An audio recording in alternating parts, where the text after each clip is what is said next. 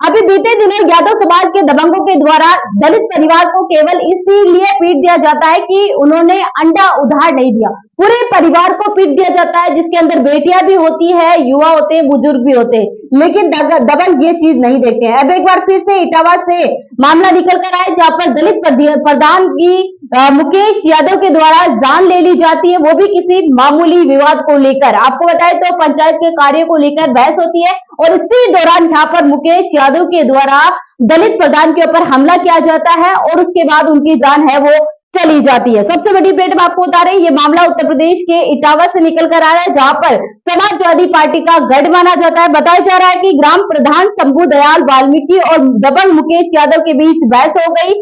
मुकेश ग्राम प्रधान से सरपंच यहाँ पर जो पंचायत में हुए कार्यों को लेकर बहस करने लगा। इसी दौरान उसने बुजुर्ग प्रधान यहाँ पर एक तरीके से हमला कर दिया, जिससे उनकी जान है वो चली गई है। ये सबसे बड़ी अपडेट में आपको बता रहे हैं, ये मामला सामने निकल कर आया। यहाँ पर बताया जा रहा है कि शौचालय की मांग कर रहा था मुकेश यादव। मिली जानकारी के मुताबिक यहाँ पर मुकेश यादव शौचालय की डिमांड कर रहा था और साफ तरीके से उसने आते ही ग्राम प्रधान यहाँ पर शंभू दयाल वाल्मीकि के ऊपर हमला कर दिया। उनके बहस के दौरान यहाँ पर एक तरीके से हमला करने से उनकी जान है वो चली गई है। तो लगातार यादव समाज के दबंगों के द्वारा दलितों के ऊपर अत्याचार की घटनाएं थमने का नाम नहीं ले रहा है। इस मामले के अंदर प्रशासन के द्वारा अब जांच पड़ताल है वो की जा रही है, कार्रवाई प्रशासन के द्वारा की जा रही है। ये सबसे बड़ी अपडेट हम आपको बता रहे हैं। इस मामले के अंदर जो प्रधान के बेटे हैं वो क्या कुछ कह रहे हैं, वो भी आप हमारे मुकेश यादव करके हैं कोई, तो वो आए दिन हम लोगों को धमकी और परेशानी में डालते रहते थे। ठीक है, तो कल शाम की टाइम आए,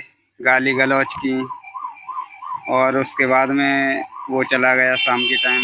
फिर उसके बाद सुबह फिर आया, सुबह आके हमसे ही मिला के डायरेक्ट। तो हमसे पूछा कि बाबा कहाँ हैं, हमने घर पे हैं प्रधान जी।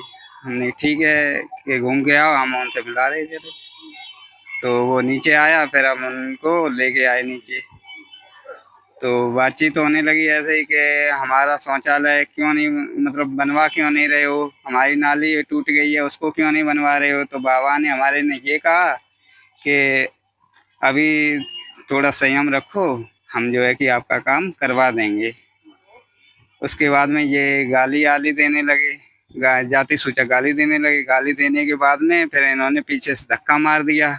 जब धक्का मार दिया तो वो नाक और मुंह के बल गिर के उनकी वहीं पे तुरंत डेथ हो गई। घर जो है प्रधान जी का, उससे कितनी दूर पर ये घटना हुई है? घर के जस्ट सामने ही हुई है। और ये आरोपी कितनी दूर रहता है? आरोपी 1 किलोमीटर दूर रहता है।